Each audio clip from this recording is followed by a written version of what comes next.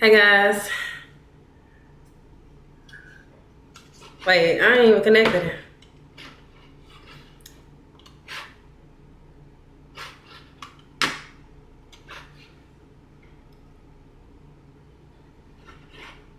Hey everybody. I don't know what's going on right now.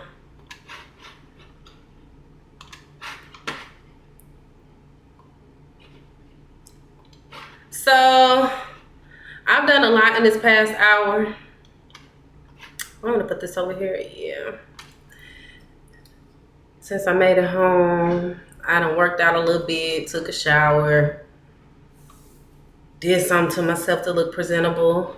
I do need to step away for a few seconds to pour me some good wine, and then we're gonna get right into it. We're gonna be watching Jeezy's new interview with Nia Long. And there has been a lot of great reviews. It's the #1 trending on YouTube right now. So if you haven't seen it, we're gonna finally see it and we're gonna talk about it and get some honest opinions.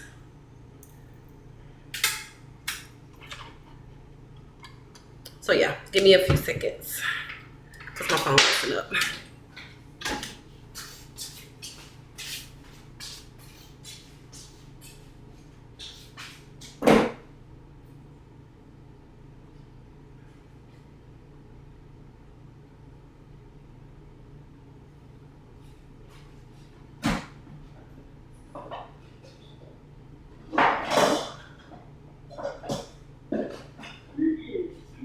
Don't connect to my damn. That's what's going on.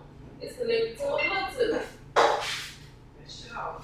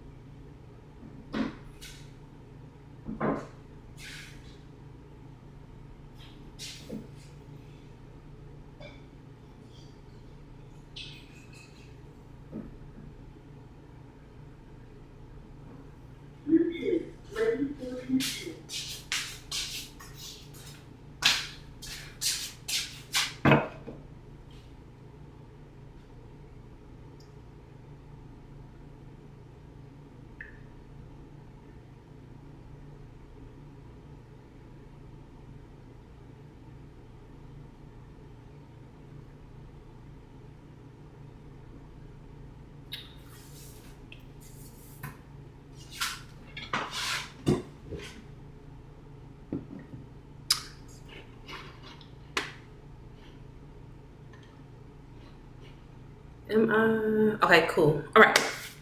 I'm connected. I'm live. I don't know why it's not saying I'm live, but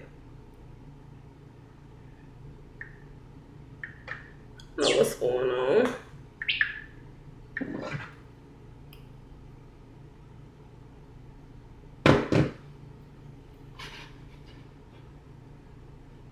Am I not?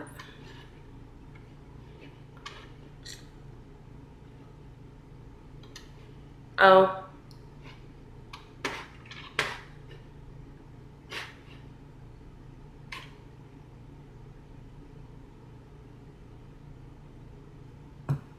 Yeah, am I live on this page? This is my first time doing this, so I'm a little confused.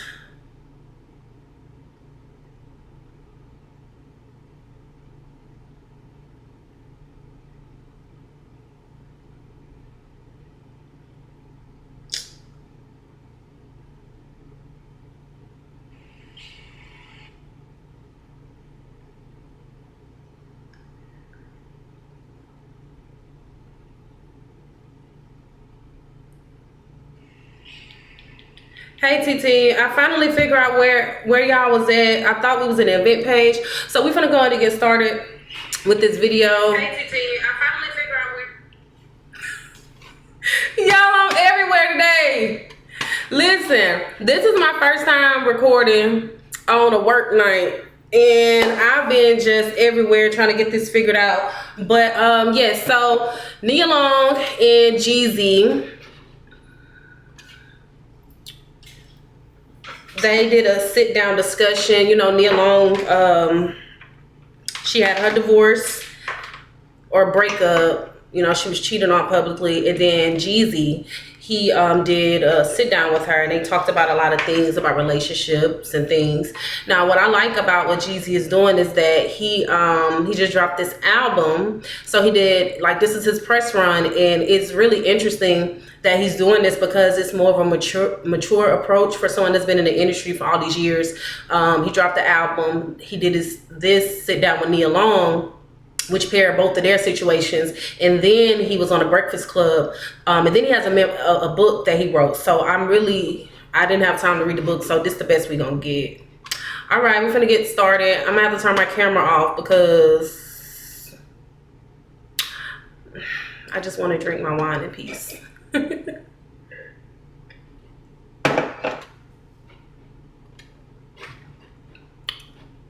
Y'all let me know if this is big enough.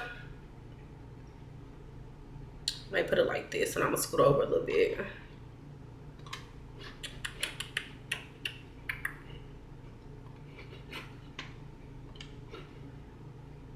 Of yourself, what feelings do my therapist always says, take care of little Nia.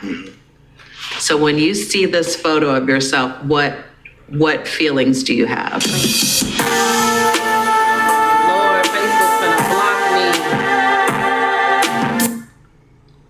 Facebook blocks me for everything, so I gotta turn it off while that music is playing. Grandmother was very religious. She made me go to church and Sunday school and Easter speeches and all that. I didn't realize it then. I just went because I was supposed to be going. Yeah. Right? But it came to some points in my life where things just happened that was so real that there was nowhere else to go but with God. What was the activation moment of trauma for you? I think there were several things. I think the first was being left with a babysitter. There was a woman that was older than me. That was older, and her, touching and doing things to me that don't normally happen to kids. Right? Like molesting. Right, basically. Yeah. So I was introduced to sex at a very really young age. Yeah. Second thing was that I had this lady that lived next door to us in an apartment. She was married to this guy. They had 2 kids. Yeah. And it was around my age, and I used to hang out with them. And I was there one day, and I remember like it was yesterday. They got into an argument. Yeah. And me and the little boys was playing in the room, and I heard them, and I heard that saying before, you wait till I get back. I'll be right back. And I kind of looked at the boys. I'm like, yo, and sure enough, he came running upstairs, and he went in the closet, right? Mm-hmm. And when he was going in the closet, he was fumbling through the closet, and I saw it when he pulled it out. It was like a big, had to be like a silver 357. Oh, and my I looked God. at them, and I immediately was like, yo, we gotta hide. Yeah. But why did you know to hide? Because I had been around that before growing up. Mm-hmm. So I went and climbed. Okay, I really like that Nia Long is asking great questions. Who would have thought that we would want Nia Long to interview people? Like, this is natural for her. I'm gonna let everybody come in, catch up. The sink in the bathroom and hid. Mm-hmm. And I heard some yelling, and all I heard was, he killed the wife? He didn't kill her. He shot her like 4 times. Oh, my God. Right? And he ran, left us there. My mom and dad came looking for me. Eventually, they found me under the sink, and the police and everything was there. But I just, they just stuck with me, right? And before I was 8, I had already accepted this is the norm, right? I was already desensitized. And at 8 years old? Yeah, I was already thinking like, okay, this is what life is. And they gave me this thing to like always like protect myself, right? Yeah. Because nothing felt safe. Right. Do you have siblings at this point? My brother died when we was younger. Oh my God. What did it do to your mother? My mother had a like very toxic relationship. You and your mom? Yes. My sister's my little sister, right? Yeah. But I call her my little big sister because she's probably the only person that can talk sense into. My relationship with my father was probably very toxic. How so? Well, because he wasn't there. Okay. I didn't have the example of what a family was supposed to look like. Right. The first thing before you marry someone, it's like, well, what is his relationship like with his mother? I feel like my mother, it came from... So We're gonna stop right here. Everybody has been talking about that chemistry. And do y'all see the chemistry between them? It's like grown and mature. It's like they have great communication. They're listening to each other. Jeezy is just giving grown man attractiveness. Like when women want to settle down with drug dealers, these be the types, the retired drug dealers that's mature and has learned from their lessons. That's what Jeezy is giving. But anyways, now they're talking about, she asked him about his relationship with his mother, and he's going to talk about that and why it was toxic. Her not being raised right. Very violent, very verbal, very cold. I just remember that. Diamond, you should have gave me the heads up that you were bringing in a friend. Can't be that. I have to mute that. Facebook still is going to catch it. Y'all, they be on me. They flagged my B Simone post for some reason, saying it was sexual. Like, what? I was kind of on the outside because I looked so much like my father. They divorced, and all I know is my father just told me straight up, he'll never trust another woman again, which made me go, shit. Well, what was that about? Because whatever happened between them hurt him. So one was not feeling safe and protected when you were molested. Right. Two was a void of love and compassion and acceptance from your mom. Yeah. And then the third one was, okay, now I'm going to completely disconnect from myself here because there is no love here. And I'm going to go to the streets and I'm going to hustle and I'm going to make money and I'm going to prove that I'm worthy of this love and I'm going to be somebody. Right. When I left my mother's house, I had to be around 13, 14 maybe. Yeah. And the reason why I left because she pulled a gun on me. Right. And basically told me, like, you know, you're going to either do what I say or I'm going to take you out of this world type thing. I was just like, yo. Why was she so hard? I don't really know her father like that. And as I get older, I start to realize that you just never know what somebody went through. You know, one thing I love about my mother, she was spicy. Like she got a tongue that can cut half the world down. I love it. So I'm raising boys. Right. It's very interesting when you are trying to get that young boy to be a man and to go out and I would say that I do a good job of being present with them. But then there's that part of me where I'm like, I don't want to raise mama's boys. I got an option to go to this boot camp. And in that camp, I was able to learn life skills and a bunch of different things. It was my first time being pulled away from my environment, right? So it definitely gave me time to think about, you know, what I wanted to do with my life, where I wanted to go, and it was a different type of experience because it was like a lot of structure, something that I wasn't used to. And it's crazy because I'll never forget, it was one of the times that I was there and I was getting ready to get out. But I remember we went on a field trip because it was near water, and I remember just being on a military ship, like, you know, because the waves were crashing against it. I was just like, I don't want to go back home. I might should jump. Really? Yeah. And I thought about it a few times. It was surreal. That's probably the only time in my life where I ever felt that low, that I felt like this could be the end for me. Yeah. And, you know, I buckled back down. I came home. And I definitely turned my hustle up. Like I just went about it as a business. And this is around the time that I had my son. And he made me focus on becoming a man. We are born. Let's talk about that. One thing that I learned when I was pregnant with PJ,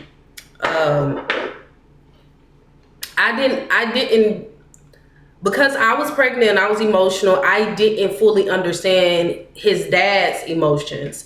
And I didn't grasp it until I talked to my dad. And, you know, I was just telling my daddy that, you know, I was nervous, I was scared, those type of things. And he was talking to me about how he felt when he had us. And he said that, you know, he was depressed because it's just more of that expectation as a father. And I think that in that moment, everything was a learning experience. But that's when I realized that women, we go through our depressions and our emotions while we're pregnant, but we don't talk about enough the depression that men go through for different reasons. Although, our depression is like our hormones and things that we really can't control. I remember just feeling like, I felt so like hopeless. I didn't know what was going on. It's like something in my body is making me feel so bad, so low, and I had to fight to get out of that. So I really like that he talks about that, about feeling so low to where he wanted to jump off a ship, and his son made him grow up. And that's the beautiful thing about having kids. Like, kids can spark something in you and force you to heal.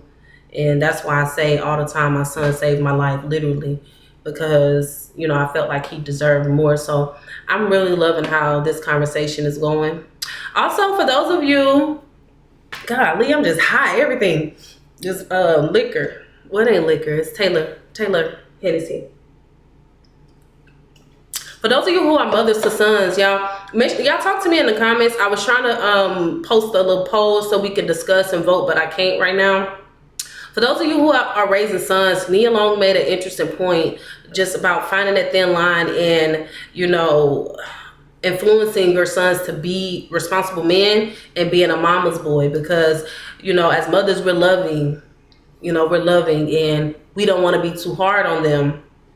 And one thing that I've noticed with my son is that I understood my mom a lot more, because I used to think my mom was too hard. And I still feel like she was too hard on a lot of things, but I understood as a single mother, trying to be the force that influences your kids to be responsible, and at the same time fighting for your respect as an individual, because it seems like once you become a mother, you are invisible. Nothing matters. You're taking care of everything, everyone, and the last person you take care of is yourself. And you're giving your all to your kids. And, there's moments where your kids are disrespectful, or they don't listen, or they don't appreciate you. And as a kid, I didn't understand what my mama was saying, because I knew I loved my mama. I felt like I respected her, but there were moments where she was unheard. There were moments where she was misunderstood or, invisible, on top of all the bullshit she was going through in her regular life. So to me, she was too hard. But now looking back, she was finding that balance. She was raising a boy and a girl. We were 11 months apart. I know my mama had hell with us, so I think that was very interesting of Nia Long to mention that about women raising young boys into men.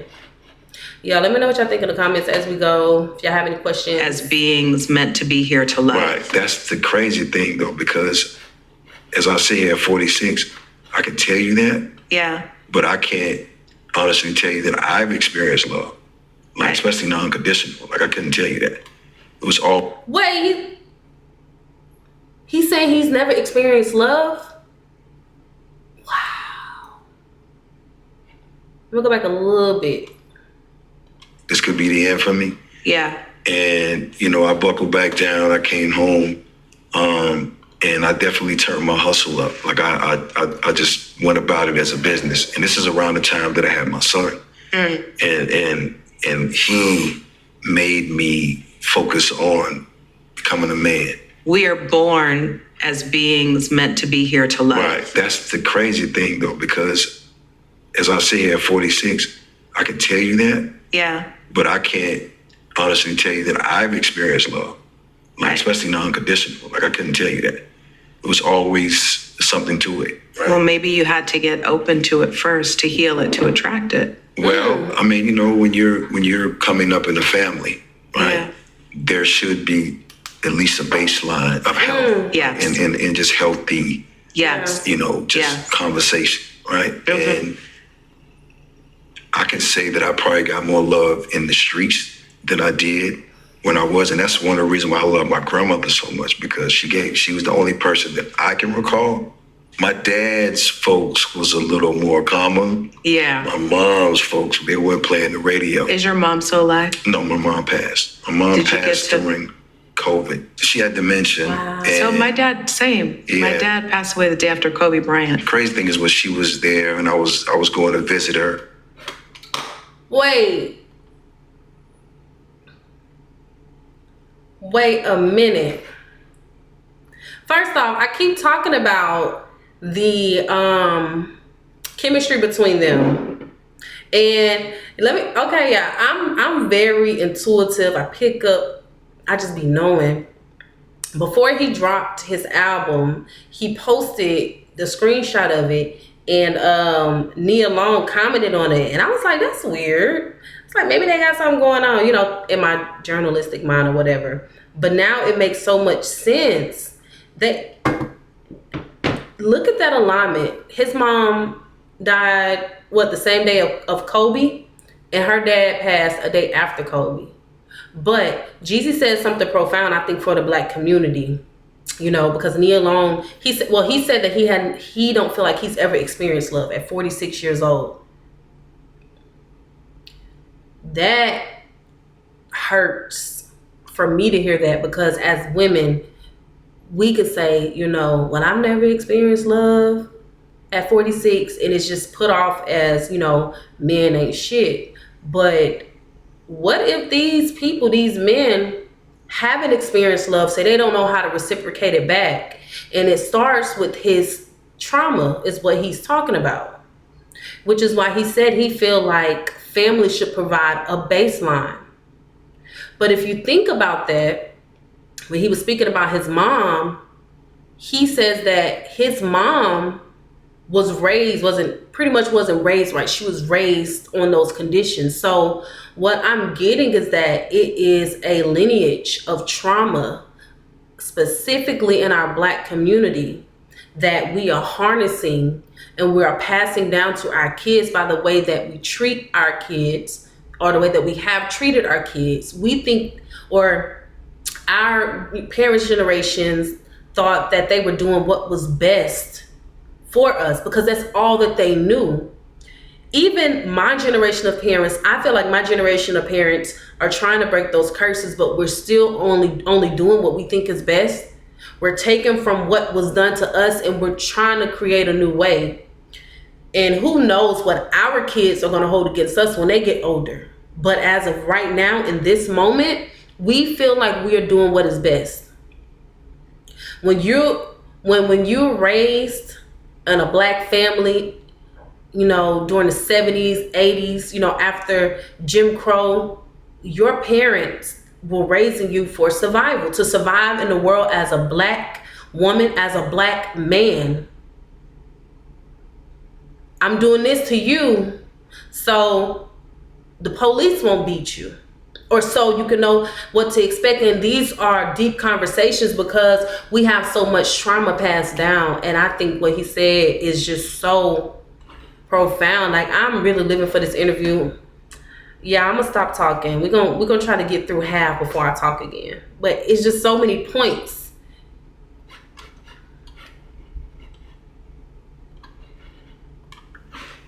And when she had dementia, it was a little crazy because I couldn't really, because I was trying to get to a space where I can forgive her and just try to talk to her. And then, my mom's smart, even if she had dementia.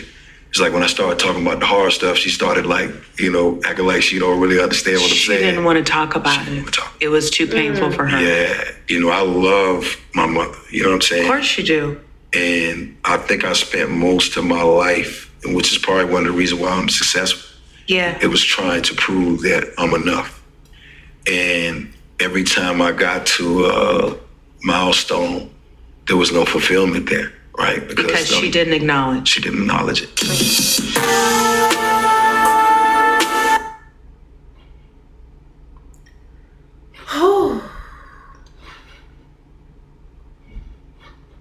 Guys, I want to say something. I know I said I wasn't anymore, but he said something that was so interesting, that during the time when his mom was pretty much on her deathbed. He wanted to heal, and he tried to find that space of forgiveness, but she didn't want to hear it. And for me, when my mom dying when I was 11 years old, at 11, you only have, I mean, like they say, as a child, think it's all I can remember is what I felt like my mom did to me, or what I felt like she harmed me as.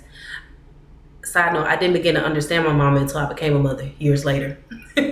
That's the beauty of life. Everything comes in full circle. But I grew to forgive someone who never had the chance to explain themselves or apologize. And then I think about it, who knows if she was even in a space to understand and apologize, you know? So one thing I would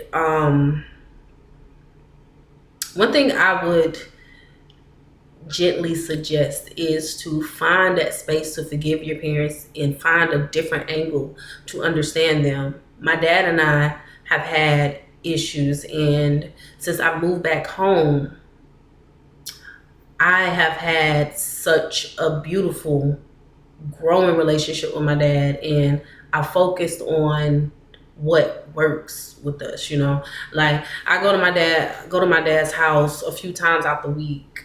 Like we have a beautiful relationship. I have a beautiful relationship with my stepmother. Y'all, she called me every morning at 4:30 to wake me up so I could go to work, you know. And you know, years before, as a teenager, I really wasn't receptive to other women because I was still grieving the death of my mom, and I felt like, you know, it was like by me opening up to another woman, I would be disgracing my mom or replacing her. And I reached a beautiful space now where I'm able to open and accept this woman as my mother figure, to the point where my son calls her grandmother. So yeah, okay, I'm done talking now. Let's continue.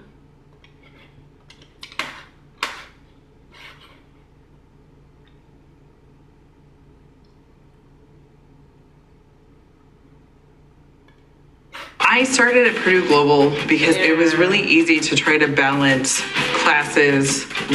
I can't say this. You know, lately I've definitely been on my journey, so I've done a lot of work. One of my uncles just passed, and he's one of my favorite uncles. Everybody who knows my music know I talk about him. He's my first uncle that gave me $20, and I flipped it a zillion times, and that's how I'm here. Yeah. And his name was Bo Slick, and he gave me his disability check. Well, he passed last month. Oh, wow. And that must have been tough. it's crazy because I went to the funeral home in our hometown, and I went and saw him, right? And I hadn't seen him in a while. And I he had a smirk on his face, and I was like, "Live it Slick, he's still giving him hell, boy. He think it's funny." Yeah. He gone, but it's crazy because he was laying in the exact same place, the last place I saw my mom. And so on the way back, I tell my driver, I give him an address, and I say, "Yo, take me to this address." And we pull up. It's like an old church. And my sister has it set up nice out there. When we set it up nice, where my mom's buried, we got like a bench and all these things. She has a crown on her stuff, so it's really beautiful. Yeah. Right? And it's peaceful. And I went out there because I had some life changes that was going on. And I wrote her a letter on the way there. And I sat down and I read the letter to her. I told her about her new granddaughter, how amazing, beautiful she was. I told her that I'm working on my relationship with my son, and we're in a kind of cool place. I told her about my middle daughter and how beautiful she's turning out. I told her about, you know, my life changes and the things that, you know, that I'm concerned about, some of my fears, you know what I'm saying? Yeah. And, you know, and I basically forgave her. Oh, that's good. And my basis of the letter was to tell her, you know, everything that was going on in my life. And, you know, even if she's not proud, I understand. What did you say in the moment of forgiveness? I understand what it's like to raise a rebellious kid. I understand what it's like to have your own wounds, that your work that you need to do, right? Y'all, I just said that. Y'all, I'm about to come to tears. This interview is going to get some emotions out of me.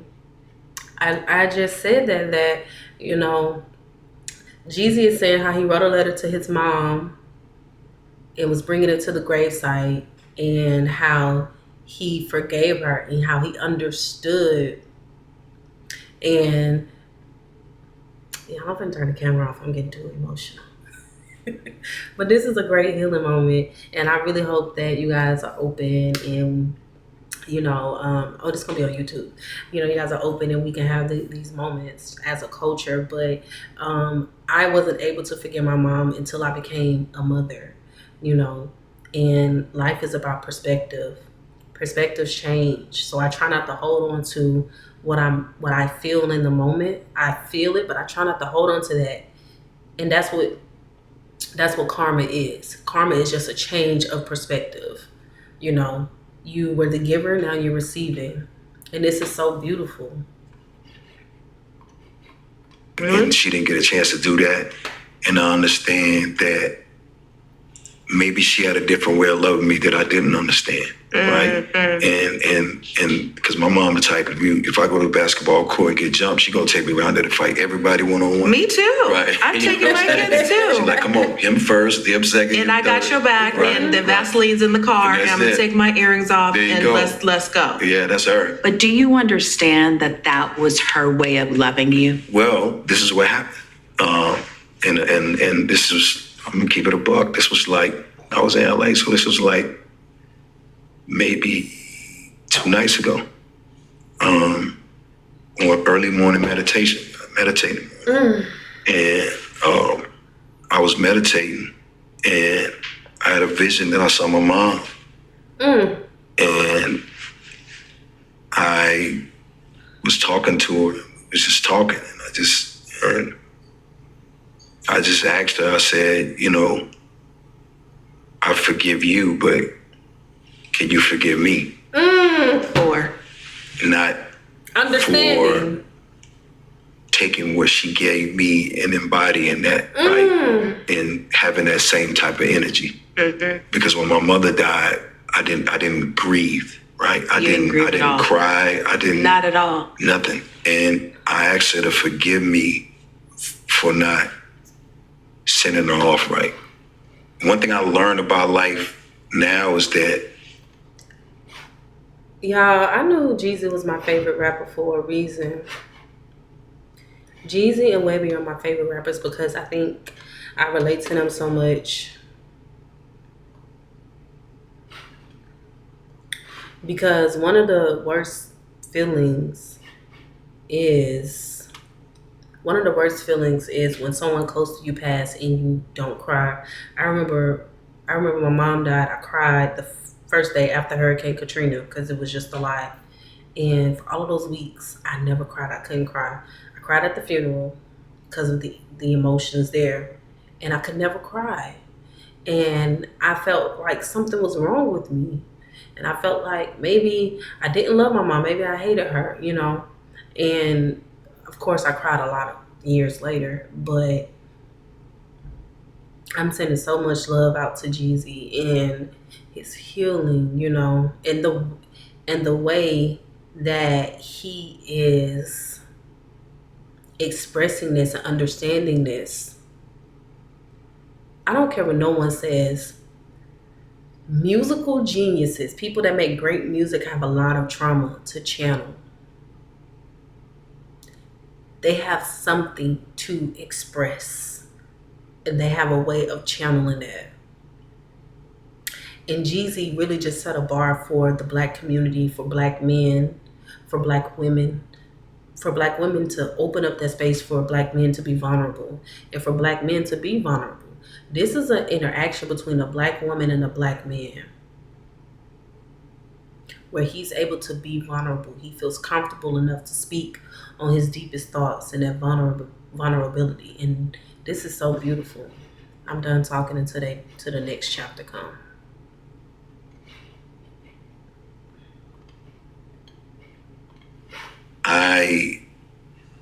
Even if somebody treats you wrong, right? It's how you react or respond. Absolutely. Right. That's been the biggest lesson for me. And I can't look at what she did to me and then react, right? My response is what we had. And I promise you, like I sat there and I explained to her, the things that affected me and why I couldn't connect at that moment. And that, and she asked me for forgiveness, but I wanted her to forgive me. It's like we left in a gray space, right? She doesn't know how I feel. I don't know how she feels. I promise you, it was like this pain, like it was like somebody like stabbing you in the chest with a pitchfork or something. And it was just like hurt so bad. And when she told me that she understood, I started to feel it dissolve. When you get to a place where you can forgive, even when there's pain. I don't like how Nia Long didn't let that moment sit, because from what I'm understanding, he was speaking to his mom through meditation. I'm gonna go back and rewind it to make sure, but Jeezy was meditating. He saw his mom. He asked her for forgiveness and explained these things, and he felt that pressure relieve from him when he felt her forgive him. I'm not here to push no beliefs on anyone, but because of the things that I've experienced at an early age, I went on different spiritual journeys. Well, life is a spiritual journey, but what he's saying is so true. I believe that the people that leave before you, whether it's a figment of your imagination, you can heal, you can continue that relationship. And I tell people, or I tell myself that, my relationship with my mom is the same. It just has changed to where it's spiritual. You know how you can connect with somebody here and you feel it in your spirit, you feel that connection? That's how it's just that physical isn't in front of you. We connect spiritually, and this is so beautiful. And involved. Right. That's freedom. It's so tricky because I promise you, like I'm a Libra, so I'm like a very balanced and fair person, but 99.9% of the people I've met in my life have wronged or did something that I just was like, wow. And it could be anyone from anything. So it's always just that. And I go back to that instance when I was under that cabinet. You feel what I'm saying? It's just like you feel that, and I imagine going through that, throughout your life. And that's what I have to tell people. Like, I don't think people understand that. It's like when you tell people you lost this many people, they look at it like you're exaggerating. But you got to really think about it. Let's just say Tupac. Tupac was 25, 6 when he died. Imagine how many people he lost if he ever sat down and told you, I'm double his age. I lived past him. So I've lived 4 or 5 different lives. As you had these different versions of self, I don't like the way they edited this. Did you feel connected to the experience, or did you have an awareness to say, I know that what I'm doing is wrong, but this is what I have to do to survive? Well, this is the thing. I learned my gifts early on. Yeah. I was a visionary because Yeah. I always see things. And I noticed that I was a disruptor because I find myself going with the not so popular decision. But I know what's right in my heart, and I'm a problem solver. And going. Jeezy got spiritual gifts. He's just dumbing it down for the mass to take on. Jeezy is a very spiritual, in tune person. Backwards. Like, God gave me a gift.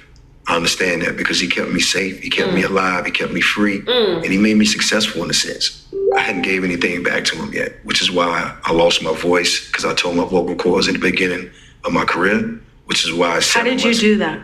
Not knowing how to perform and tore my vocal cords. Did you have to have an operation? Yeah, and I didn't have insurance. Matter of fact, I got 3 Lamborghinis and no insurance. Wait a I had minute. insurance on my car. Jeezy had 3 Lamborghinis and no insurance when he tore his vocal cords. That's hood rich right there. You're gonna laugh it off. Cars and didn't have insurance on me. I had to pay for it with a brown paper bag. After that, I did my prayer and he got me out of it. And then I got hit with Bell's palsy. Oh, that's And my face was What? crooked. That's like one of the last time I talked to my mother because I told her I was scared. I was like, I don't think my face will ever go back again because it was like crooked. And But do you remember what happened when? Because that's a Stress. emotional nerve well, thing. I wasn't taking care of myself. I was drinking Cristal for breakfast, Waffle House. Oh my God. Yeah, I was 260. I was just in bad shape. I got an album out that's doing well. Yeah. I'm going around the world. I'm at war. You know what I'm saying? I'm losing friends left and right. I'm at war with people who have, at the time, way more money than I did and more influence and power. Yeah. And it's like I'm just holding my We own. talking about right? Jeezy and Rick Ross. Again, under that sink. And it's just like the same people that told me they was my brothers, now they trying to kill me. Like, imagine that. Wow. Right? And this ain't like around the corner. This is state to state, right? Yeah, so yeah, now yeah. I'm dealing with all this and I'm trying to navigate it. And, God got me out of that again. Look, I think it's really important for Black men and Black women to have these conversations. Ooh. I don't Agreed. think we have these conversations enough. Agreed. And I think it's a really tragic place when there's a person who's afraid of intimacy, right? Because intimacy is the trigger in which we can actually start to unpack ourselves. Are you guarded? Because you seem guarded. Yeah, very. One thing is my relationships have been very much on the surface when I started losing a lot of people, right?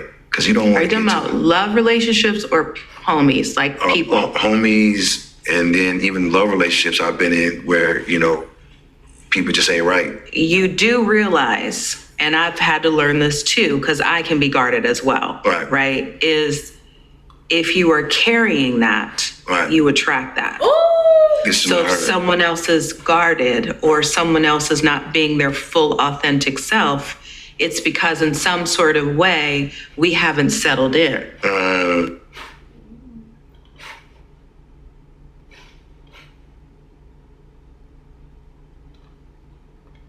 Why is Nia Long giving me 6 months of therapy in 17 minutes? Can we talk about that? When you've experienced what you feel like is so much, you're guarded. But when you're guarded, you attract people that are emotionally unavailable and guarded. And if you attract someone that's not guarded, you push them away. Because we feel like we're protecting ourselves. You guard yourself, you protect yourself. But what we are protecting ourselves from, we attract because it's us. And to break it down, right? You attract what you are, meaning you only experience what you're used to, what you're carrying yourself around, And I like Nia Long. Nia Long need to interview me. I'm gonna be crying though. I really like this. And she said something important. She said that it's important for Black men and Black women to have these conversations. Because I really feel like having someone that's within your same ethnicity that understands your culture can bring out a different version than someone who just don't understand. Someone who's not in your culture, they're viewing it from the outside, but this is someone who has experienced everything that you've experienced. They just carry it differently.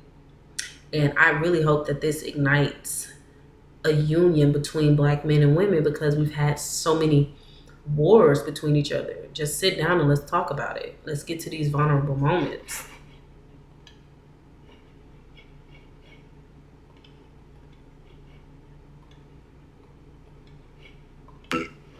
And I think it's really hard to do when you're in the industry that we're in because everything about this industry tells you you have to be a certain version of yourself that people expect you to be. But see, that's the thing. See, I go even farther back. Yeah. Because my situations are dire, right? Because if you're not guarded, then you're dead. There you go. And, if you're not guarded and you're not smart, then you end up in prison. If you're not guarded, you're not smart, then you're up in these situations where, you're on the losing end. Then going into music, it didn't make it any better because now this same type of energy follows Now you're an you. act. But see, that's the thing. That's where the imposter syndrome get reversed. Yeah. Because it's not me. wanting to be like them. It's them wanting to be like me. Right. I'm the truth. I ain't his daddy, his cousin, his uncle, his brother. I'm him. Like, there's nobody that I know that's walked this path of life that I walk that can stand while I stand and say I did the things that I did. Anybody who really has common sense knows that, right? But I want to ask you, how do you know that I'm guarded just by having this conversation? Because I'm from where you from, and I see him. Game talk record, that talk. game, Talk game, that talk. game record. Didn't I just say that? One day y'all gonna listen to me. I be knowing what I be talking about. Nice game. I see you guarded too, though, a little bit. Just Well, yeah, I am. yeah. I'm What guarded. would make you guarded? Don't fuck with my kids. Mm-hmm. That's like off limits. Not even a little bit. And if you do, you will hear from me. That comes from me not always feeling safe as little Nia, Right. and me not wanting my children to ever not feel Ever. like they don't have me active in their lives as their safety. I love my son. I think he's an amazing guy. I think he's very charismatic. I think he got all the things, but I think that the way I've tried to love him over the years was totally wrong. Not his love language, for one. And I think the things that I instilled in him as a youngster, that doesn't serve him now. You know, Wow. Did y'all hear that? First off, this is a father saying that he loves his son, he's amazing, he's charismatic. And he's admitting that the way that he loved his son as a youngster does not serve him while his son is an adult.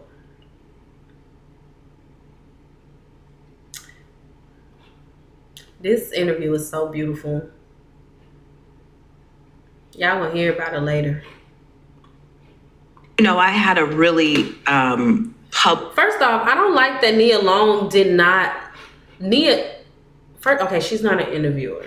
I'm not really an interviewer. But that was a moment. Maybe they cut it out, they edited it out, but that was a moment. Those are words to sit. Jeezy is doing something profound. Jeezy and Nia Long is doing something profound for our culture.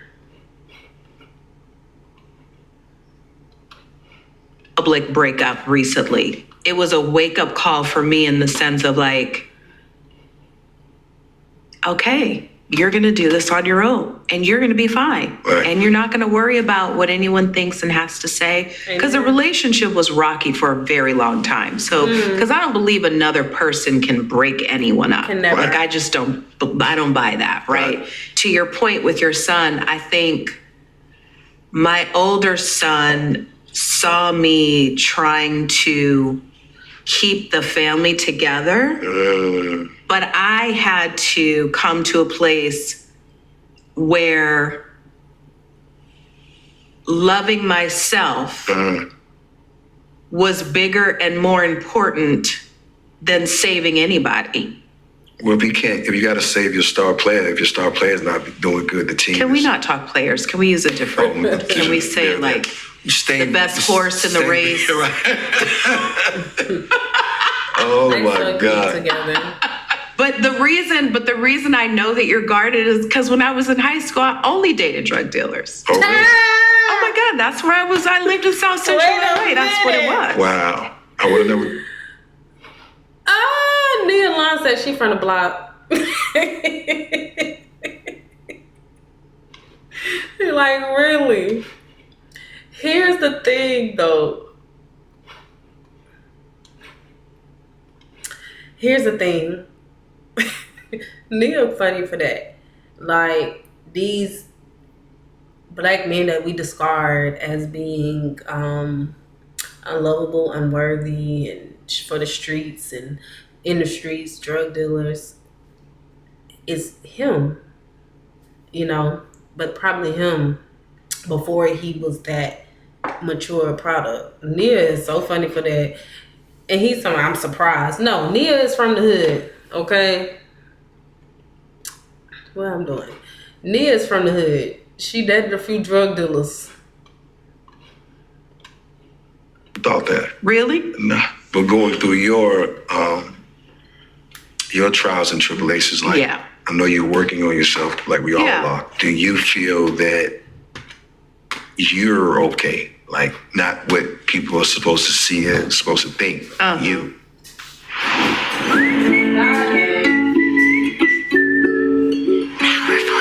Come on, chameleon. Come and go. You come and go.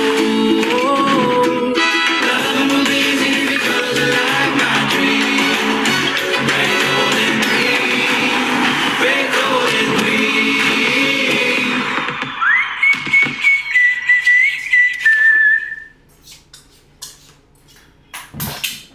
The hell was that?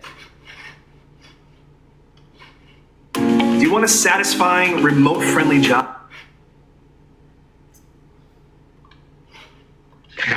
I think I'm exactly where I need to be, which is some days I'm like totally good, and then other days I'm like, oh God, this feels like so much work. I feel that.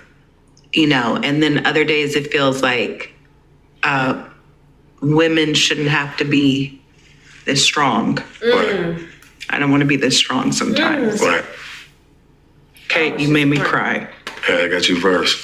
But you're good though. No, I'm good. I mean, listen, it is what it is. You know, I mean, it's life. It's a funny thing because, like, I always saw myself. My vision of myself was, well manicured man, good skin, wedding band, plain Jane watch. Even though I'm wearing this right now. that's not plain Jane, Yeah, I by the know, way. but it's That's still- very reminiscent of Hustler days. I feel, That's a little hustlery. Well, it's supposed to be plain Jane, but I felt a little spicy. Nah, today. nigga, that ain't plain Jane. They And so cute I together. don't think anybody should have to be that strong. Black people have survived insurmountable obstacles. The journey of being Black in America is not easy. And I'm not a victim to any of it. Right. But I'm realistic to the journey. Right. I know how I am treated differently in certain situations. I understand that I have to raise my boys to be men. I understand that I have to figure out the balance between being soft and vulnerable and open. Is that hard? Yes. No, because that's who I want to be. That's who I really am. But I would say personally, like, I would appreciate that because it's hard, because women have it, their own thing they go through. And then when you deal with men and you have that hard exterior, it's hard, right? Because we already fighting the world. You know what I'm saying? But so are we. But that's what we got to find to have media. I didn't have enough. Wait a minute. I'm not gonna let them pass without talking about that. She said that it's hard to find that balance in between being soft and vulnerable as a Black woman. And he's saying that that's a tough battle because Black men are guarded, She said it's not hard for her. First off, she said because that's who she is. Me personally, I'm soft, I'm very emotional. Oh my gosh, I'm so emotional. I think that's why my mama and my brother toughened me up, but because they were preparing me for a world to come into as being a Black woman. They're like, my mom only raised me from what she knew. There's no room to be soft as a Black person, man or woman. My dad told me years ago that showing emotions was a sign of weakness, and that stuck with me. That's just how Black people are raised, and I think they are showing a different dynamic. That you have the Black man who is, both of us, Black men and Black women, we both are fighting the world. We both are fighting through our own struggles. And then when you connect, you have a woman that is guarded. She wants to be soft and vulnerable, but the world haven't created that safe space for her. You have a man who needs that softness and vulnerability, but the world hasn't created that safe space to open up to that. And that's why I'm always gonna love a Black man. Whenever I decide to pursue relationship or get into relationships, it's gonna be a Black man. Because I think that for the Black community, this is what is needed. We need Black men We need a broken black man and a broken black woman, whatever that looks like to you, to come together and to grow and heal each other, heal that lineage. We sometimes we go to other races because it's easier. This other lineage, this other culture, they don't have as much trauma, right? So this white man, this Hispanic man or whatever, they are open to your vulnerability. With Jeezy's situation, this Asian woman come from a deep culture of knowing who they are, having morals and values and traditions, right? She's more open, probably. I don't know what they went through, So I think this is very important for a black community to understand that because we have so much trauma and so much shit to work through, the only people that is worth it is each other. And to go through that shit together and grow and commit to growing together. I really believe that. As a black woman, do you guys feel, to my black women out there, do you guys feel like it's hard to be vulnerable, hard to be soft? And explain to me why. Explain to me why. I want to talk about that more.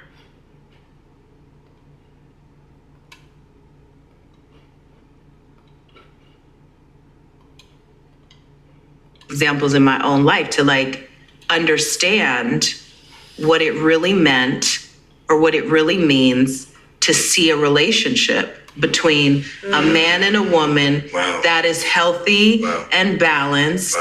And you work through things instead of like every conversation is not an argument. Right. And I don't think black men and black women have those conversations enough. Even now we're doing the work.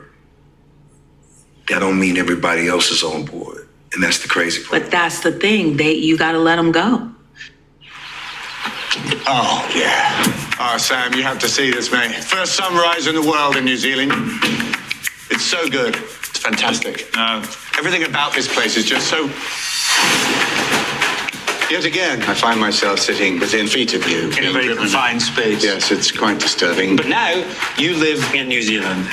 You got to let them go and you got to let them be on their own journey and you can't fight for it anymore. And you got to love them exactly where they are. And you got to say, baby, you know what? The hardest thing to do is to walk away from someone that you still love. You ain't tell me And it's it's pastor okay. too, baby. No, I'm just speaking from I'm speaking from like, I 1000% agree experience. because the hardest thing I have to do.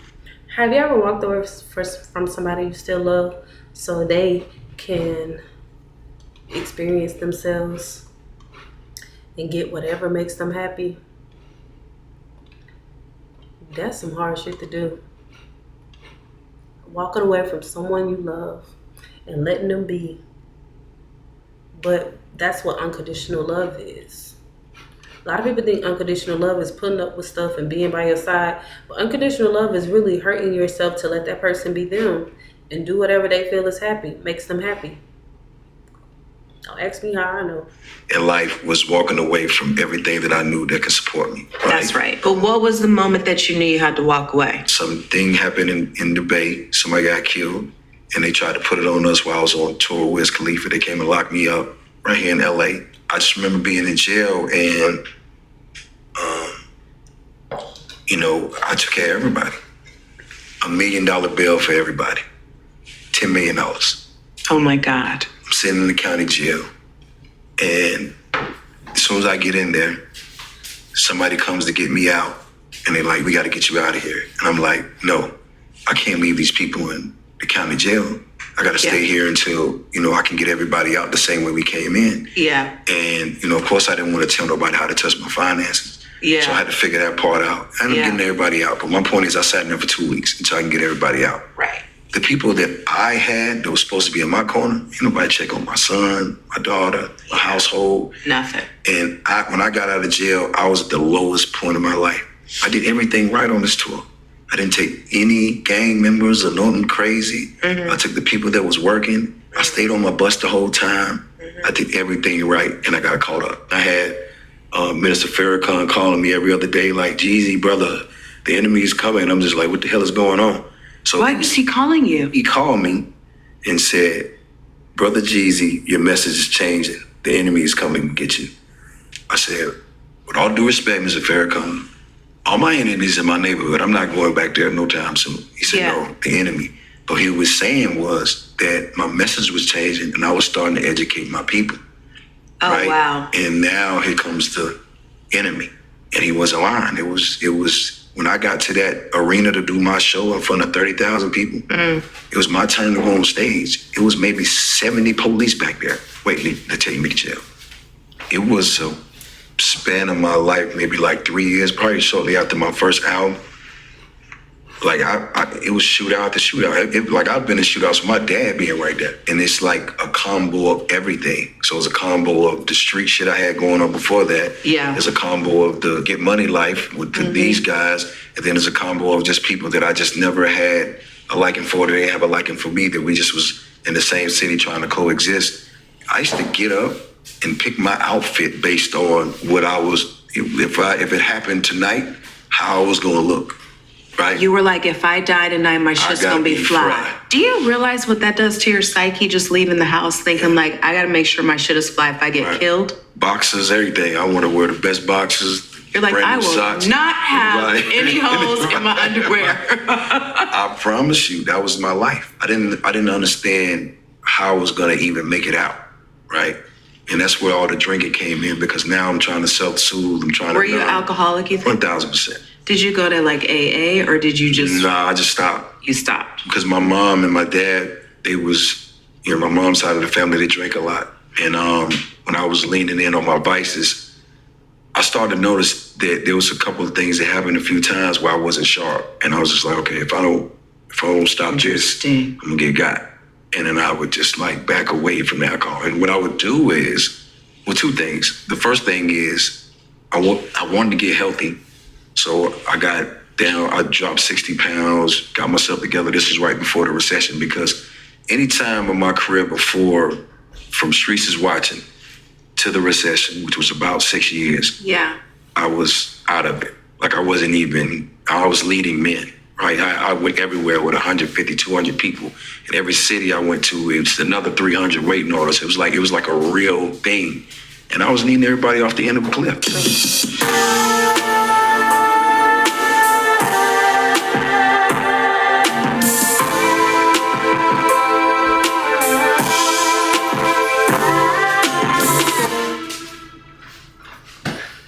So you were saying that you feel like we can't connect because we're doing too much time fighting each other. Absolutely. Instead of fighting for the relationship.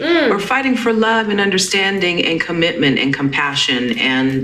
But it starts with men feeling, comfortable enough to be vulnerable and open. And that's a hard thing to ask a man to do, because we were not conditioned that way. A lot of us weren't raised that way. It can be considered a sign of weakness in the same way that therapy is considered a sign of weakness. We're talking about your experiences and my experiences. We have more in common than we probably ever thought we did, right? And so to me, that's the thing that makes me feel this sense of urgency to have this conversation with you, but also there's a hopefulness.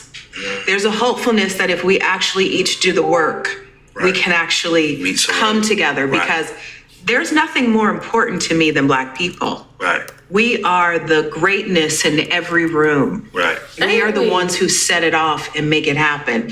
We are the ones that create the culture. We are the artists. We are the artiste. We add that to your affirmations. We are the ones that make shit happen. We are the ones that set it off in the room. We are the artists and the artiste. Y'all better put some respect on Black people. We are amazing beings. We are the original. We are powerful. If you ever seen a Black woman in her essence, a Black woman that knows who she is, a Black woman that's herself, Black women influence the entire world, have always influenced the entire world. Black men are the image of what men should be. I understand, media makes it seem like black men this, but black men being strong, protective, and then when you see a black man in a relationship being able to be vulnerable, those are the key moments. And I hope this helps you guys to reconnect with someone that you actually love. And I think a lot of times with us in the black community, we get so bombarded by life to where we don't really looking to see who's around you. Connect with your family, connect with your people. Love and be happy. That's all you gotta do. Find your happiness. Are the voices that lead the masses. But what has always hurt me to the core is, why is there this dismantlement of the black family? Why isn't it that black men and black women can't sit like you and I are sitting in a space and have really open dialogues about things and work through the trauma? Because that's the only way we can really be productive. You said if it couldn't work, then you would leave. Yes. Even if there was a family, even if there was kids involved. If the other person is not willing to do the deep, hard work, then you stay. And when you stay, you have to make yourself smaller to stay, to survive. 1000% agree with you. Or you may not. I think for a woman, it means you have to make yourself smaller to feel like you're fitting into this space with this person who's not ready yet. Right. You can still love them, by the way. Right. You can still love them. You can still wish them the best. You can still, you might have moments where you want to cuss somebody out. Like, that's normal. Like, we have feelings and emotions, but you can love people right where they are. Right. Because to me, that's really a sign of my own personal growth. If you can love the person that hurt you. Right. But you mean love them from afar. You love them from afar. Right. You wish them well. You bless them on their journey. And you hope that the next time around that they have the opportunity to do the work that they do the work. What happens when you're a man and you want nothing more than that, right? Yeah. And that's not what you're getting on the other side. And there are kids involved, right? And there's somewhat love there, and you understand that somebody else might have their thing, but they're not taking this journey with you of healing, because I think love is two people healing together and giving each other the space to do so. And the thing for me is, when I went to visit my mother that day, I went to forgive her, but I also went to tell her that I'm going to stand up for Lil J. That's right. Right. The little J that she put in that position. And I think a lot of my healing journey, especially in my real life, had a lot to do with me never standing up to my mother the right way. That's right. Which made me be a certain way in real life. You're kind of all the things. Right. What's all the things you mean? I mean, like you're like a cat. You've kind of lived 9 lives. Yeah. You've had many different versions of self. Right. So right now, where are we? In my life, I wanted to have a family forever. Yeah. I wanted to be that guy. I wanted to be the person. To get it right. To get it right. Me too. I wanted to get it right. To be right. Yes. To do all the things. And when you get in that space and you're letting your inner child down, and you're not protecting them, and that's making you shrink in situations like that too. Men do. Yes, because if you're not appreciated, if you're met with resistance, if you're met with that inner thing that somebody else has from their thing. But that's to me, that's fixable. You gotta want to do the work. I agree. But you just said clearly the person doesn't mean that you out. There's an expiration date on everything, right? Like, and you gotta know when it's time to be done. Right. And that's usually not about another person, an affair, or, some chick that's willing to like make you feel like a king. Cause that's why most men cheat. Most men cheat because that's fascinating to me. It's so gross. It's so stupid. I personally, this is my quote, real niggas don't cheat. You don't think so? Hell no. I kind of understand what real niggas don't cheat. You heard Jeezy say it. Mean when you say that. They do not. I understand what you mean when you say that. It's something in us Yeah. that makes us want to be right, Yes. across the board. But is that so that you are living up to the expectation that you set? No. In other words, Jenna Mae didn't deserve Jeezy. And I hope that after this, Jeezy go to a woman that understands him. Jeezy said, real niggas don't cheat because it's something in them that want to get it right. It's something in them that want to do something right. When you feel like you've done so much wrong, you want to get it right. Man, I love Jeezy. Jeezy been my favorite rapper, but he's my favoriteest.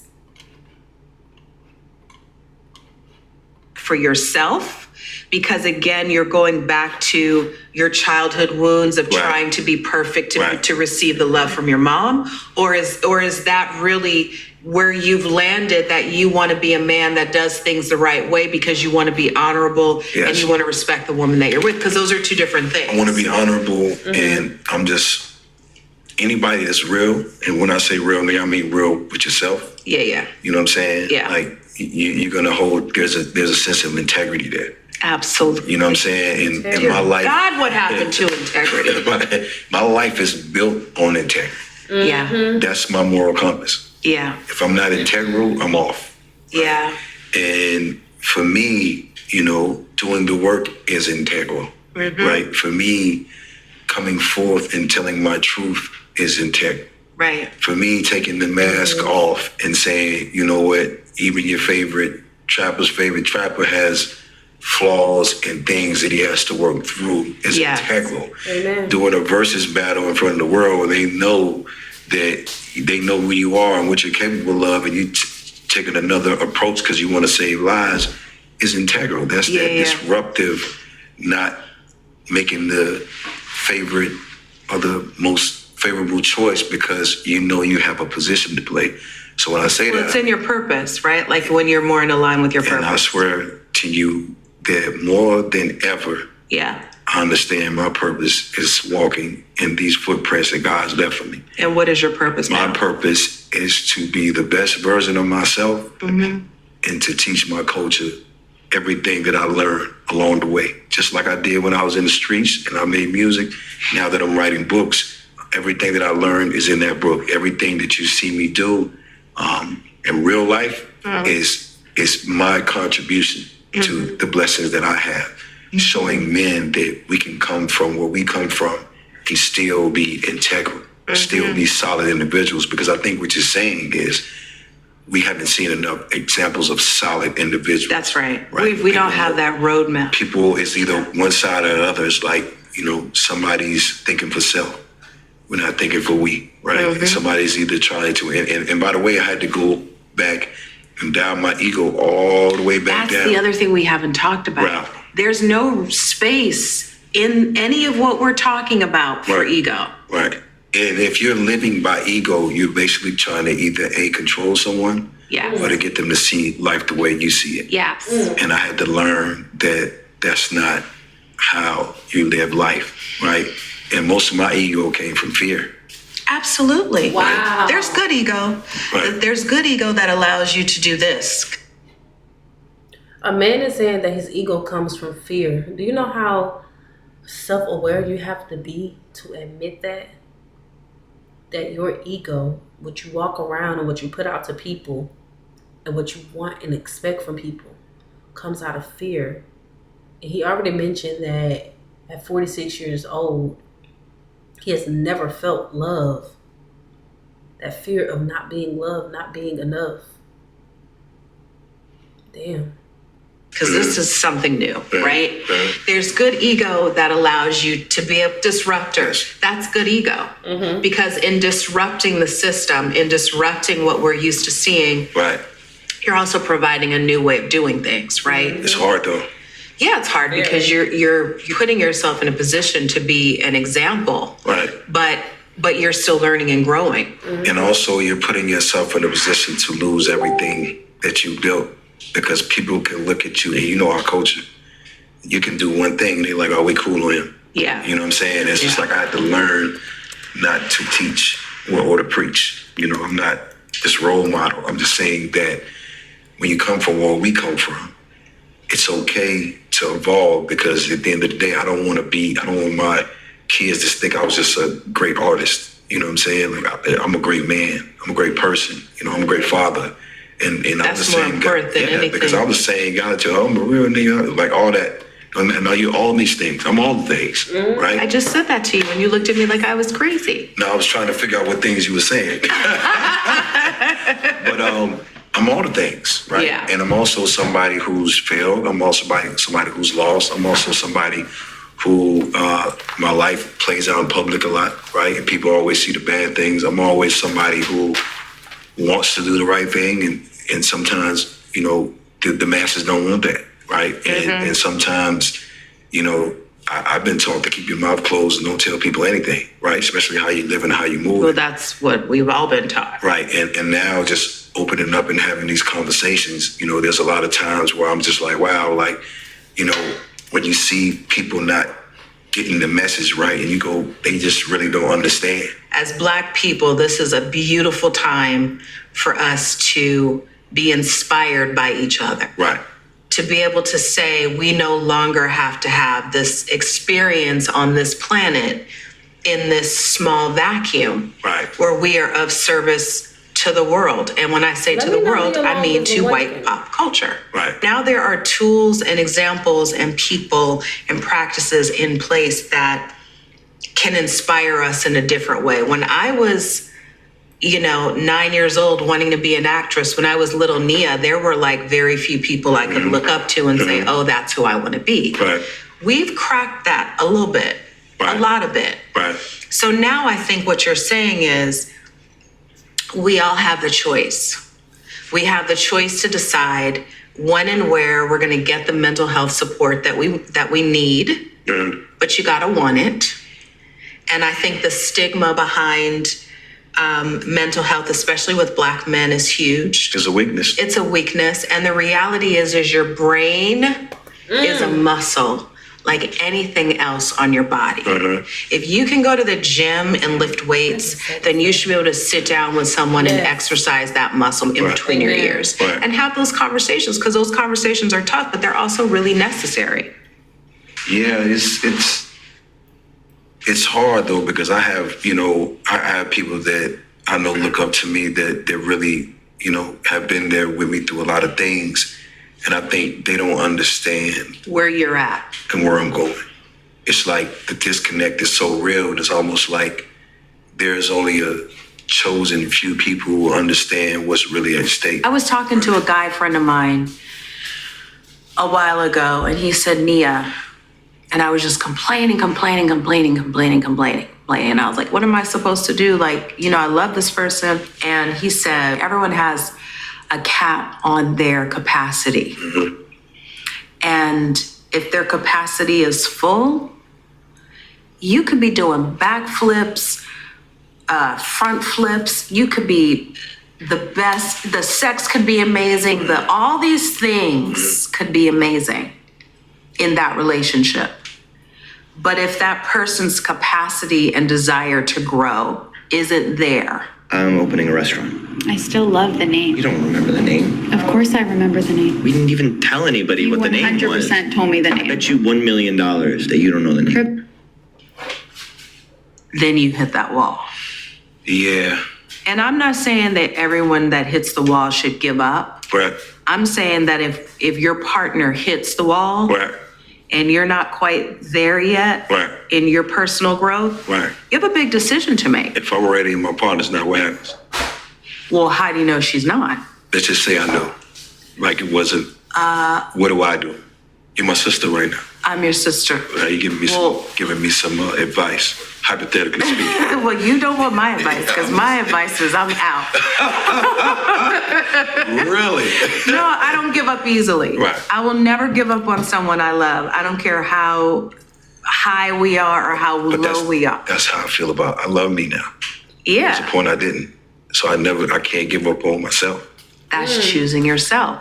Is that wrong? No. That's the ultimate freedom. The ultimate acceptance, who you are now, where you are now. And where's that picture you showed me earlier? Oh, yeah. Of you when you were younger.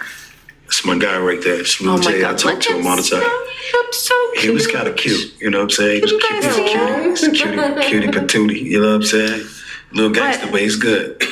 Well, you gotta have a little gangster. It's boring if you ain't got no gangster. When you look at him now, what do you feel? Honestly, I'm gonna share this, and I haven't shared it with anyone. I had a meditation where He sharing something with Nia alone for the first time. That's vulnerability. I was in a deep meditation for like 45 minutes. Damn.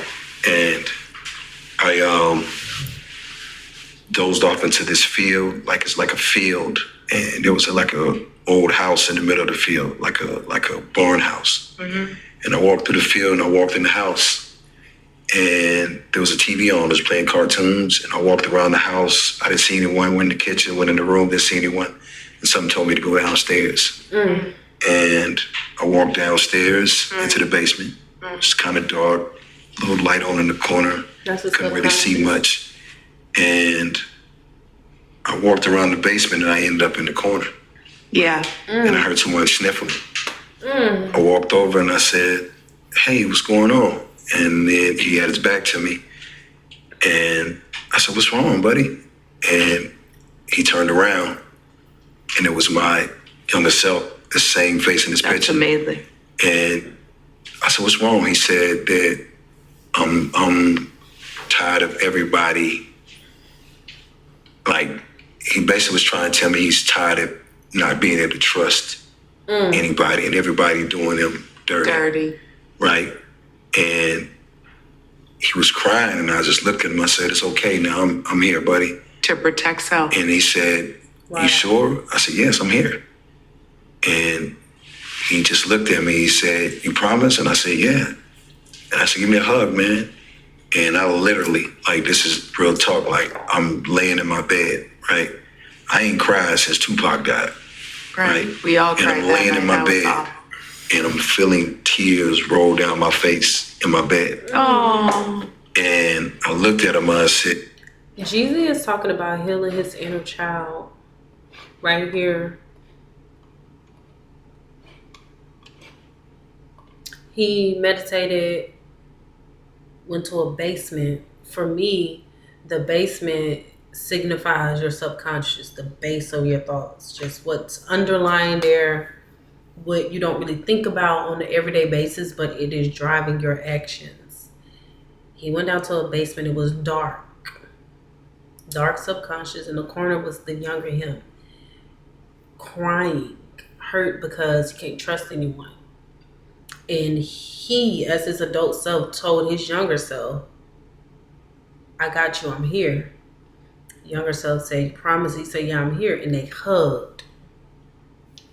And he started crying. I did a past life meditation session with someone, and it was so vivid. My body was just relaxed, and it was like my body was relaxed, but like I can see out of like through my head in a way. It's kind of like a dream, but you're awake. And the issues that I had was everything that I was battling now. And I hugged that past version of me, a past life. It was very old and vivid, very old times. What I took from that is whether it was true or not, it was my subconscious, and it was showing the things that I was afraid of, the things that I'm battling, and maybe why the things I'm holding on to. Jeezy, he's not really getting to the depth of what he has experienced or his gifts, but protect Jeezy at all costs. I said, "You good, buddy? I'm here with you now. I got you."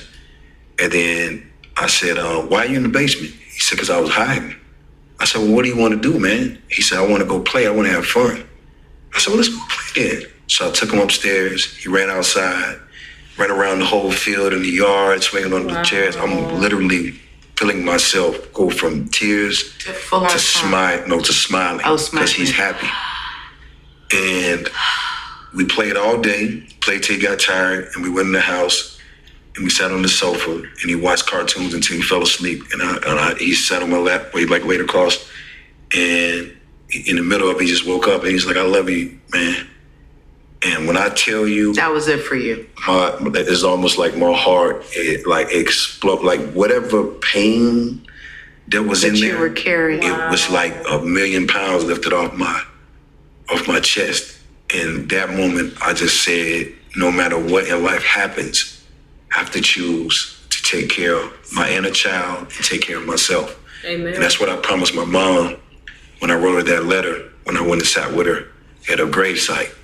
And I just remember walking away from it, and I looked at my phone, and I said, I did it for us, man. I did it for us, Lil J.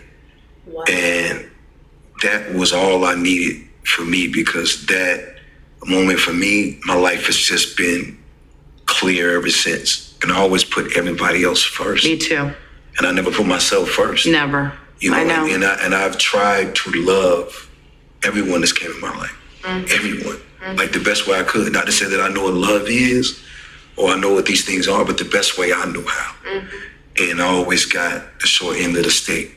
And for this one time, in this one place, I chose myself. Our world, our people, they need to hear this shit. Absolutely. Like they need to know Absolutely. that, that you don't have to be stuck in this place that this trauma and this pain and all these things want us to We're be stuck supposed in. to be living joyful joy. lives. Women are supposed to just be able to be feminine and soft, still be in your power, still be successful, still be mothers, professionals, famous, whatever it is. We can be all of the things, right? And men should be able to be loving and not feel like they're going to get emasculated or these things, because, and I just feel like if everybody took the time to look inward and to work on themselves in an honest way. You have to be honest. And I just feel like if we can do that as a people, we'll be in a better space. And I think for me,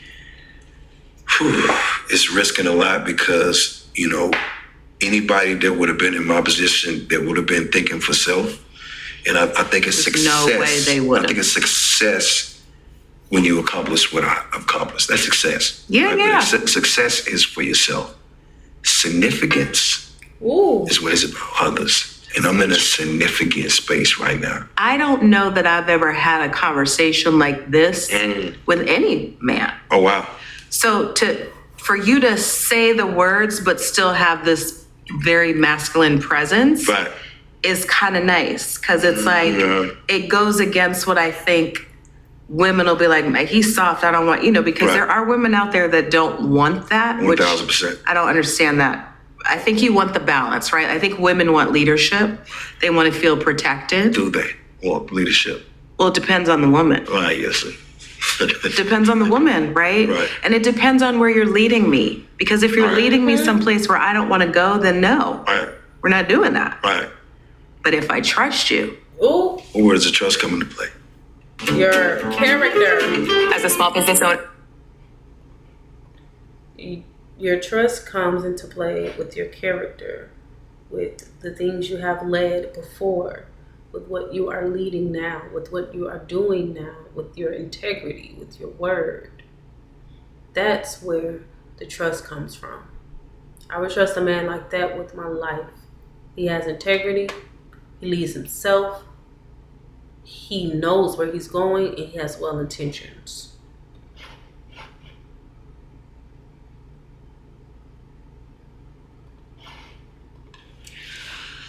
Well, you got to know each other. You got to be, you got to know each other. You have to be transparent. Absolutely. Open book.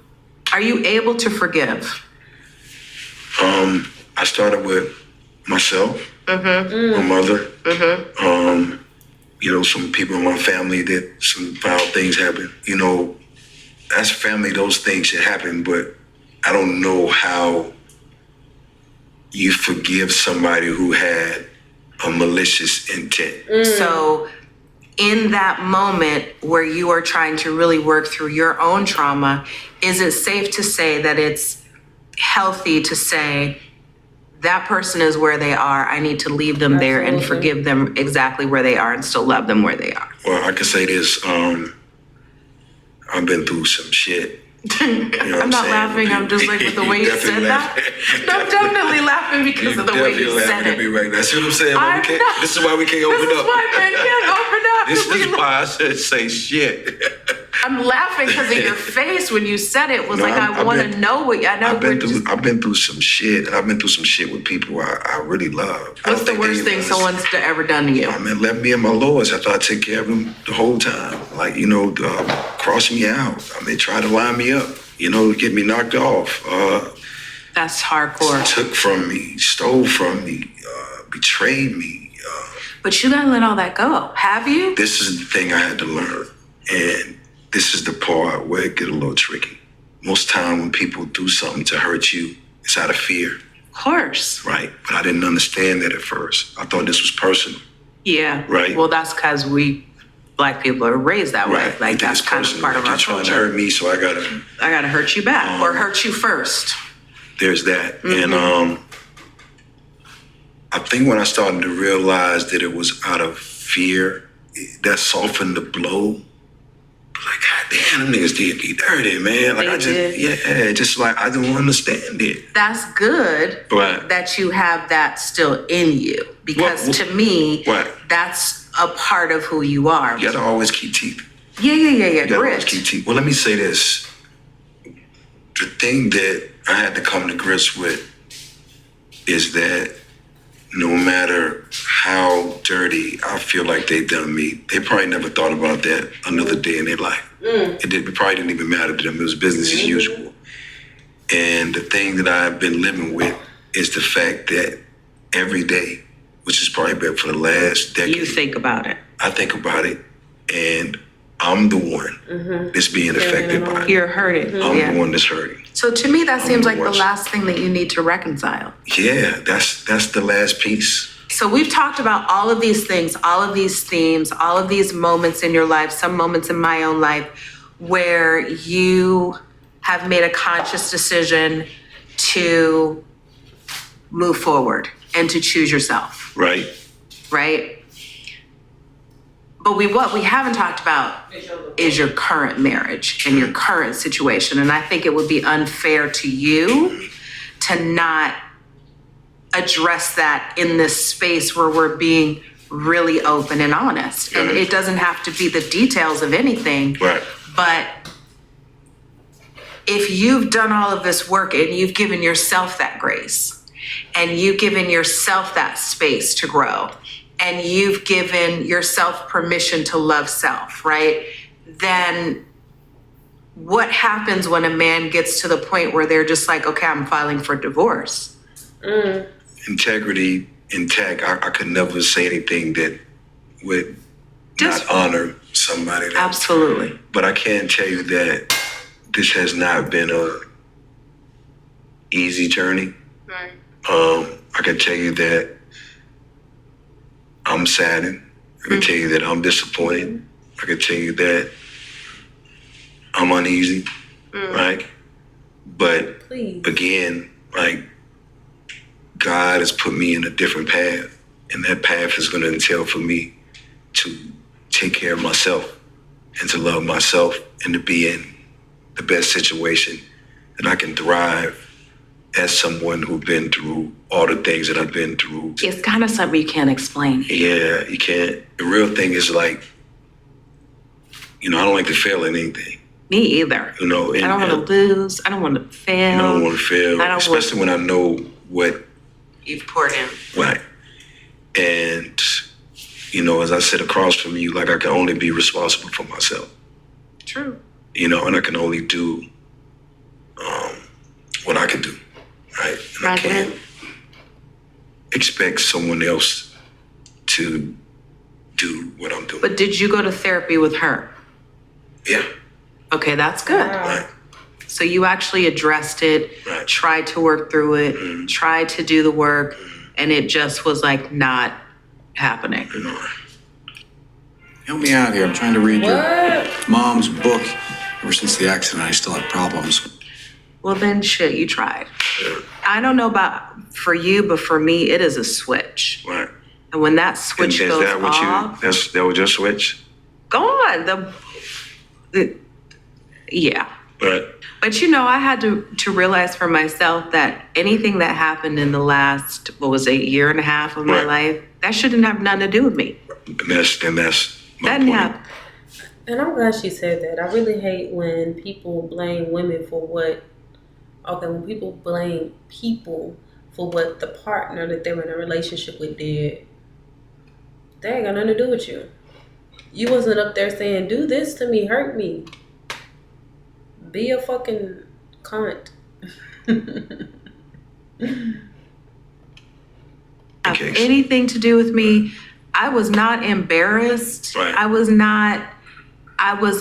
The way that Black people stood up for me and the way that Black women were like, oh no, you don't do that to her.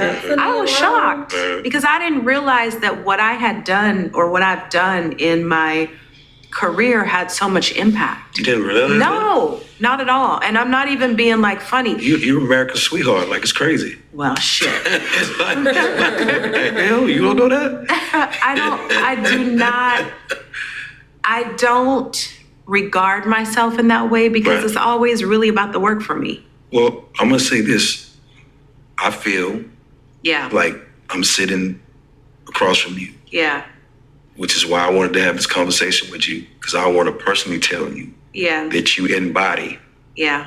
what a well-minded, grown-ass Black woman is supposed to be like. And we stand with you always. And the reason why I wanted to talk to you, I know that's right, Jeezy.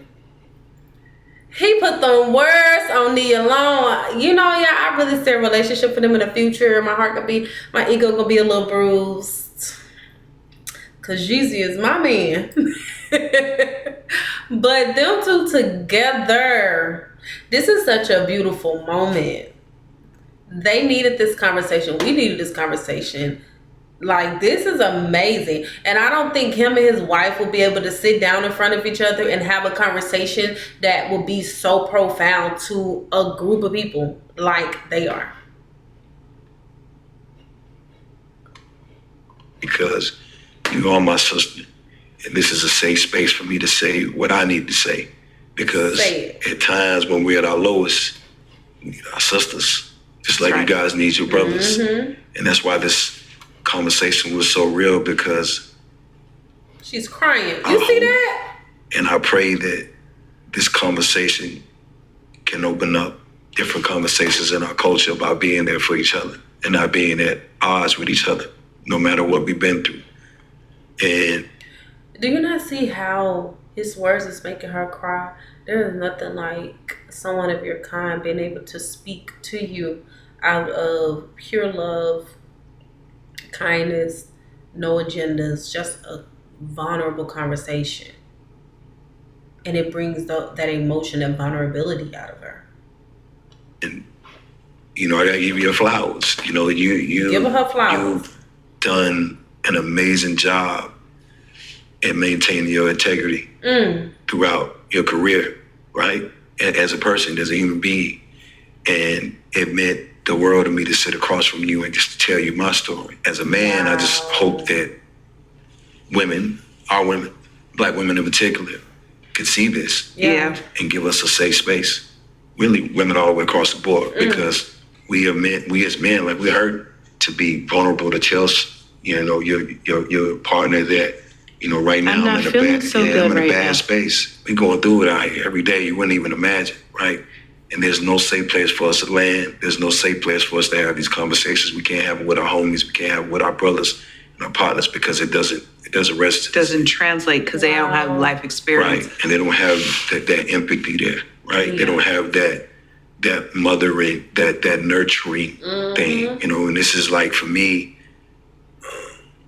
it's real, because, you know, when you buried as many people as I have, right, or seen people go to prison for long periods of time, or just seen people fall to the wayside, you know, they're all missing a certain element, and that element is to be able to have a safe space to process.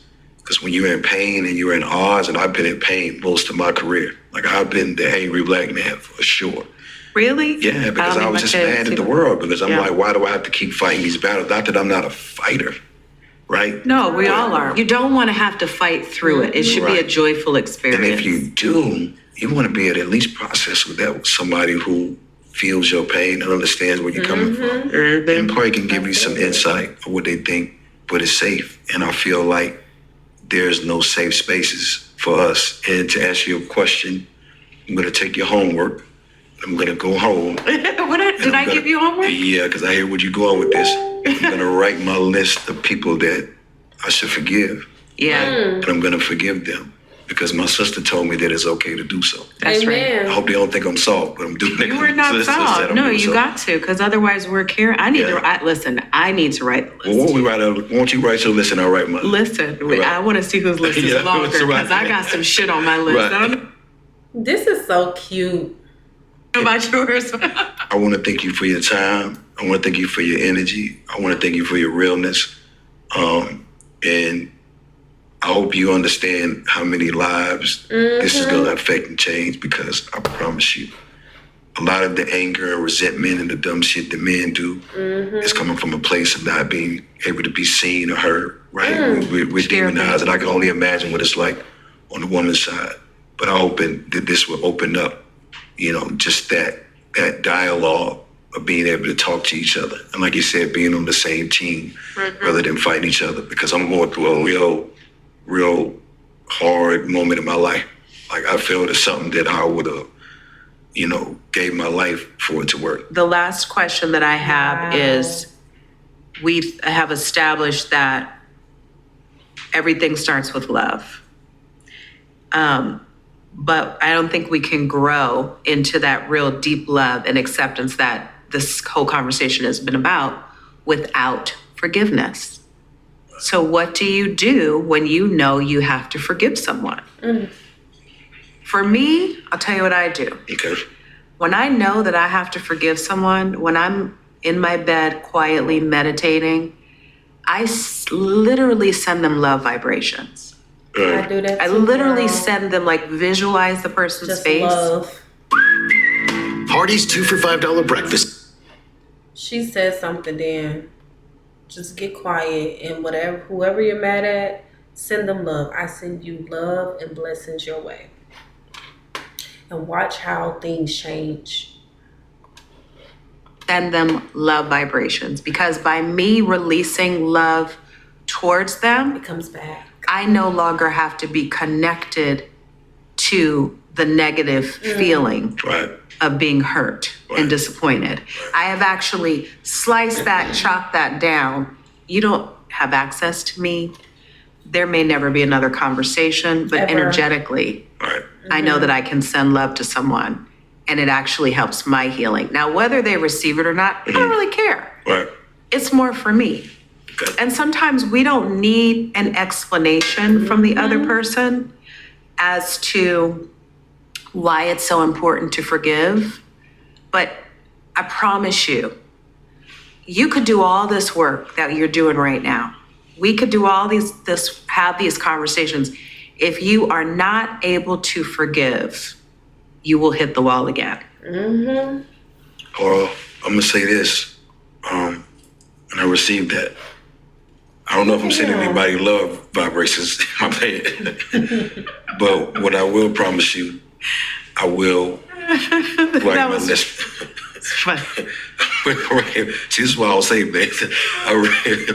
No, because I was honest. You're like, no, I'm not sending no love vibrations because it ain't feeling like that right now. So what I'm gonna do is I'm gonna write my list. Yeah. And I'm gonna forgive. Yeah. But I'm not gonna forget. But see, I'm looking in your eyes and I'm not really buying that. I'm gonna forgive, but I'm not gonna forget. That's halfway, right? That's halfway.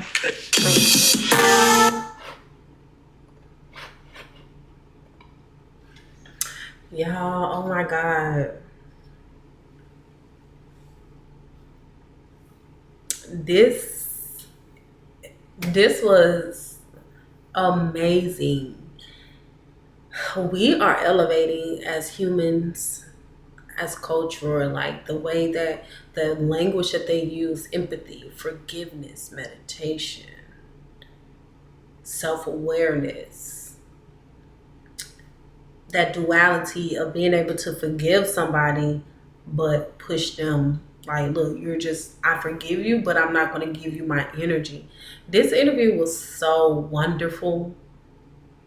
And we're, guys, we're coming out of the summer of podcasts, battling each other on how black women should be, on how black men should be, on what we should expect from each other, on what each other is not doing properly, what we should do more.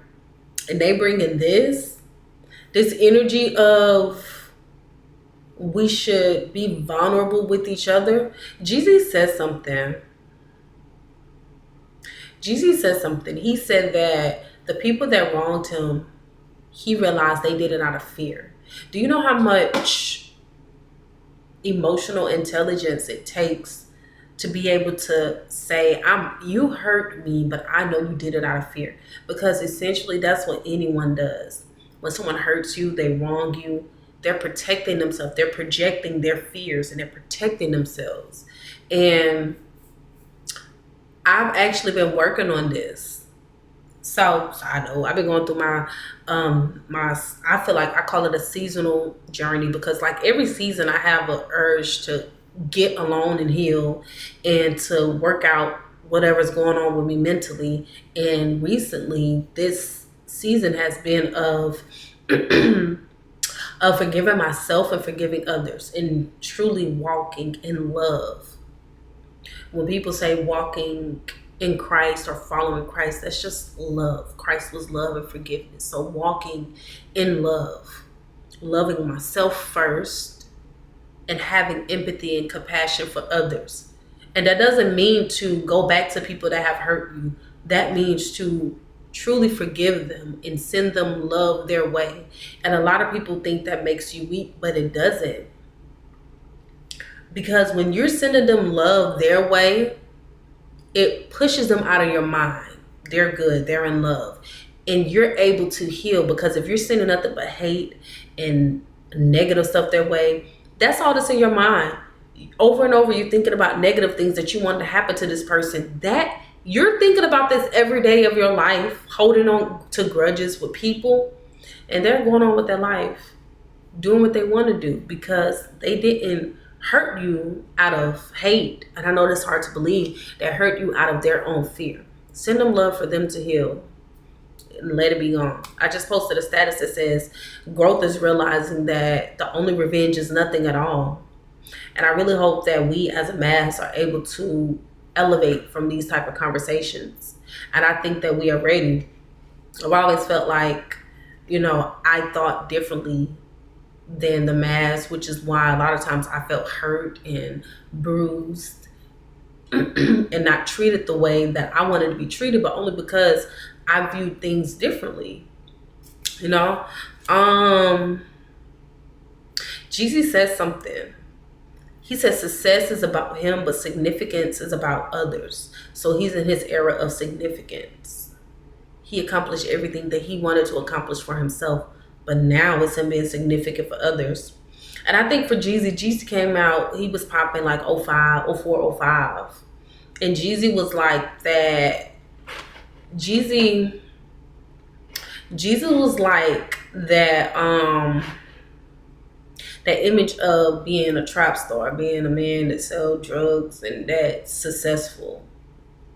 He gained that success, but he was that significance. And I think it's only right that someone like him is that image of significance to black men. See, he's 46. So Jeezy's fans are in their 40s, late 30s. I'm in my late 20s, so almost 30. And I feel like I grew up on Jeezy. So it's 30 plus is Jeezy's era of men.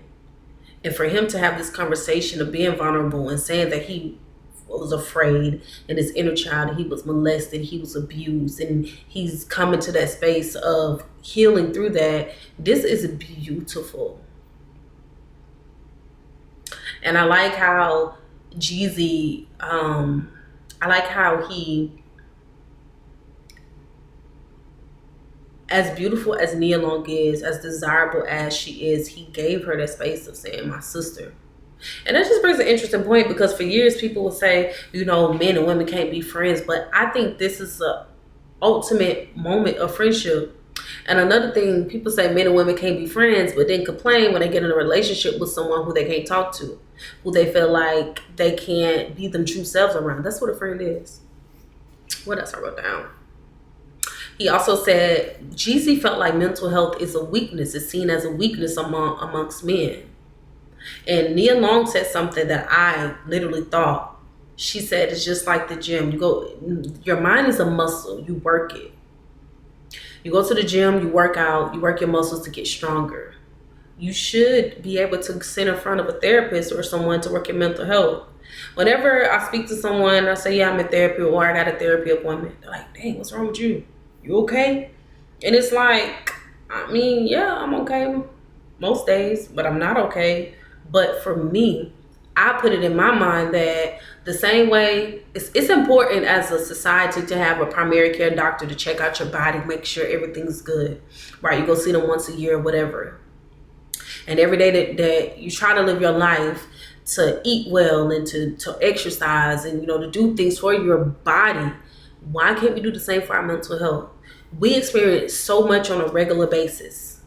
We are taking in music and we're taking in the thoughts and opinions of others, social media, expectations of others, expectations of ourselves. You should sit down with a therapist to work your mind, to work on how you're seeing things, work on how you're embodying things, because it could be a situation where you embody something from a person that you can't physically talk to. This is the video of the decade. I think this video is going to set us off as a culture. Now, I don't have my phone in front of me, so I don't even think no one is on here and I can't see comments. But, you know, let me know what you guys think. Let me know what you guys think in the comments. Let's keep the discussion going. If you're on here on Facebook, thank you for tuning in. Drop your thoughts about that, guys. Like, are we forgiving people? We're gonna write a list of forgiveness. Let's really heal for your own health. Heal for you. I know you're tired of walking around feeling so confused, and you want to be successful and you want things to happen for you, but you can't. It's like you're trying, but you keep getting knocked back. You're trying relationships, you're trying friendships, and you keep getting knocked back. It's time to take accountability and to heal for your own shit. That's all I got to say, because I'm tired as hell. It's 9:30. I'll be in bed by 10:30. So let me know what you guys think in the comments. Let's talk about it. If you missed this live interview, I know this live is about 2 hours. So you're not gonna want to sit through on Facebook, read it, like looking through it. It will be up on YouTube, and for YouTube, I am not editing nothing. It's gonna be straight from the way it is, because I ain't got time to edit no 2-hour video. Yeah, so tune in on YouTube. I guess I'll do the chapters. I guess you're able to skip through, but if not, you're able to, you know, to skim through on YouTube. I have a recent video review of let's see if I can go to it. I got a recent video review of Lady London. I'll also have my video review of... What's up, everyone? I'm Janisha. I really hate hearing my voice. Backstage pass. Okay, obviously I can't scroll, but I have a recent interview. Damn, that sucks. So I got some some reviews there of some music. I did Megan Thee Stallion's review as well. I have some stuff on TikTok. If you don't follow me on TikTok, follow me on there. Let me know what you think. And guys, I'm out. I'm sleepy as hell. Thank you for everyone who stopped by. who left some comments, who interacted, who just breezed by. Guys, I thank you for every single thing. Your support matters. Shout out to my auntie. My auntie she be tuning in and she interact with me. I really appreciate that so much. And I hope that you guys have gained something from this interview. See you guys later and bye.